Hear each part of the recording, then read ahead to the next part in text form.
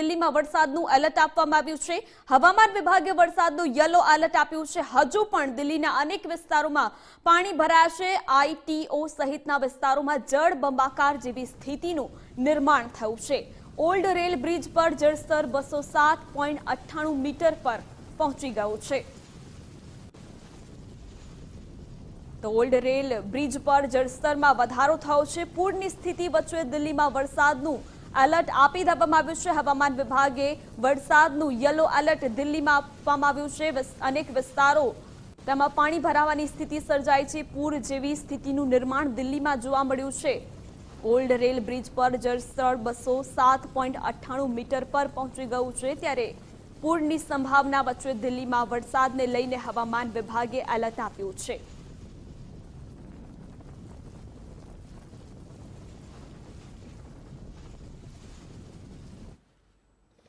BJP के अध्यक्ष sir, आज जो ये हालात देखने को मिल रहे हैं, लोग कह रहे हैं हे राम। बापू की समाधि पे खड़े हैं और ये व्यवस्था देख के दुख होता है कि ये हालत इस दिल्ली की है जिस दिल्ली को हम हमेशा पूछते आए हैं। और इन सब अव्यवस्थाओं का जिम्मेदार अगर कोई है तो वो दिल्ली का राजा है, जो अभी भी अपने राजमहल में सो रहा होगा। उसको दिल्ली की चिंता नहीं है। जो अपने आप को दिल्ली का राजा कहते हैं, वो अब ये कह रहे हैं कि दिल्ली को डुबाने की साजिश की गई है हरियाणा की तरफ से। मैंने कल भी कहा कि पढ़े लिखे गंवार लोग हैं। 23 मई को जो CWC की मीटिंग हुई थी सेंट्रल वाटर कमीशन की, उसमें दिल्ली के अधिकारी भी थे। सारा नक्शा, सारा प्रारूप बताया गया था कि कैसे कैसे पानी का डिवीज़न होता है। उस समय इनके मुंह को ताले लगे हुए थे। अपनी असफलताओं का ठीकरा दूसरों के सर फोड़ना अरविंद केजरीवाल को बखूबी आता है। वो इस काम में माहिर है। एक दिन पहले आपने सोशल मीडिया पर एक वीडियो जारी किया था। आईटीओ के पास कुछ गतिविधि हो रही थी, क्या था वो? कल अरविंद केजरीवाल जी का एक बयान आया। मैं बताता हूँ, मेरे जैसे साधारण आदमी को पता चल गया कि वहाँ वाटर फ्लड गेट का ड्रेन नंबर 12 का गेट टूट गया है और पानी का बहाव जो है वो सड़कों पे जाएगा, शहर के अंदर जाएगा।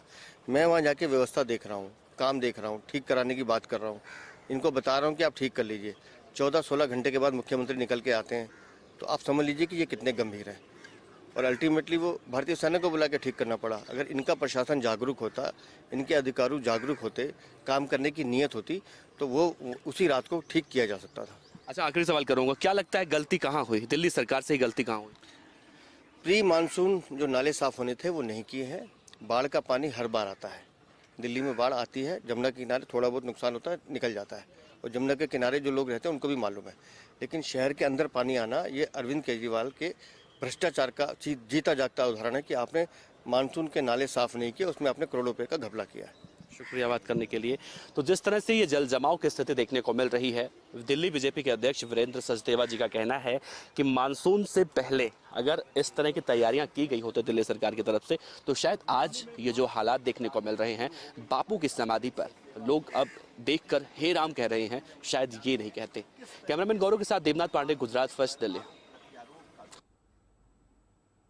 तो आ साथे दिल्ली में पूरनी स्थिति सर्जाई है। समग्र दिल्ली पानी में डूबी गयुं छे। त्यारे यमुना नदीना जलस्तर में वधारो थवाथी दिल्ली में पूर जेवी स्थिति सर्जाई है। हवामान विभागे वरसादने लईने दिल्ली में येलो एलर्ट पण आप्युं छे। हजू पण दिल्लीना अनेक विस्तारों में पाणी भराया छे, त्यारे लोकोने मुश्केली वेठवानो वारो आव्यो छे।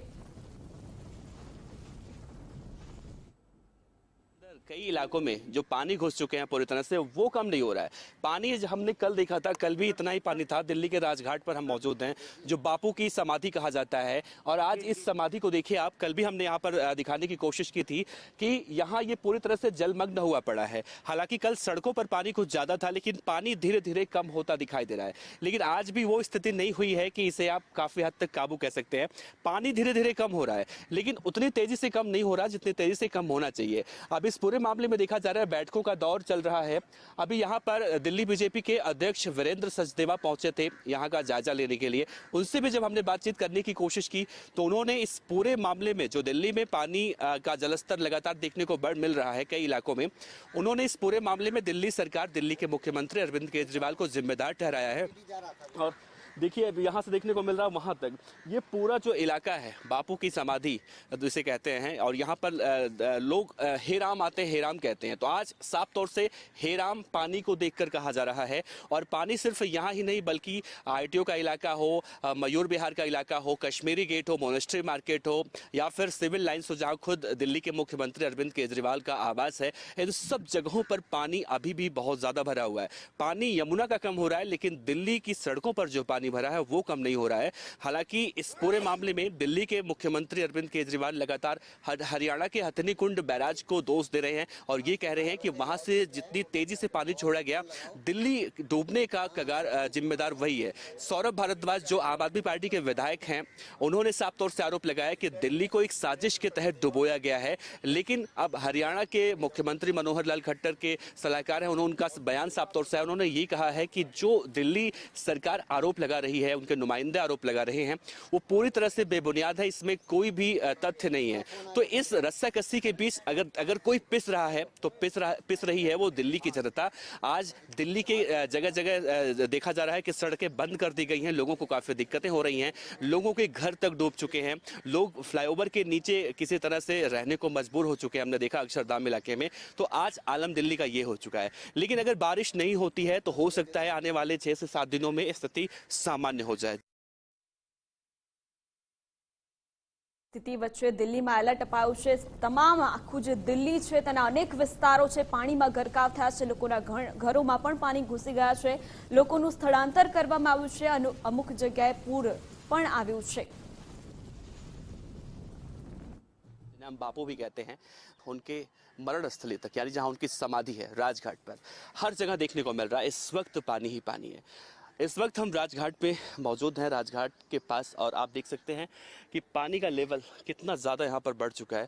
जिस तरह से दिल्ली में लगातार 3 से 4 दिनों तक बारिश हुई और हरियाणा के हथनी कुंड बैराज से भी लगातार वहाँ से पानी छोड़ा गया, उसके बाद आधी से ज़्यादा दिल्ली अगर कहें कि डूब चुकी है तो शायद गलत नहीं होगा।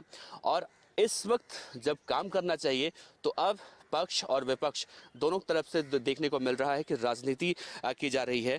दोनों ही लोग एक दूसरे पर आरोप लगा रहे हैं। अगर मैं पानी देखने की कोशिश करूं कि कितना पानी है, तो ये राजघाट का गेट आप इसे कह सकते हैं। और एक तरह से प्रशासन ने यहाँ पर डिवाइडर लगा रखा है कि अगर इससे ज़्यादा अगर आप अंदर जाते हैं तो आपके लिए शायद ये ठीक नहीं होगा, खतरा हो सकता है। और यहाँ तक जो दायरा आप देख रहे हैं, यहाँ तक वो दायरा बनाया गया है, लोग यहाँ तक जा रहे हैं।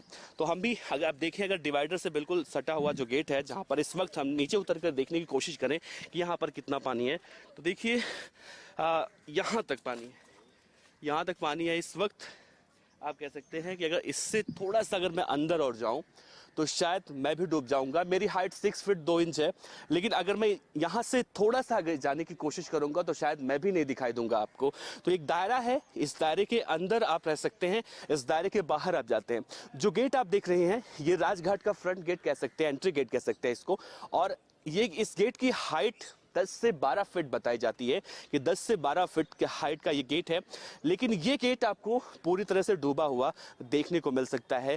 3 से 4 फीट अगर कहा जाए कि बचा है, या 3 फीट या 2.5 फीट होगा, और उतना यहाँ से कह सकते हैं वहाँ तक पानी भरा हुआ है। तो हालात बद से बदतर अगर हो चुके हैं ये कहा जाए तो शायद गलत नहीं होगा।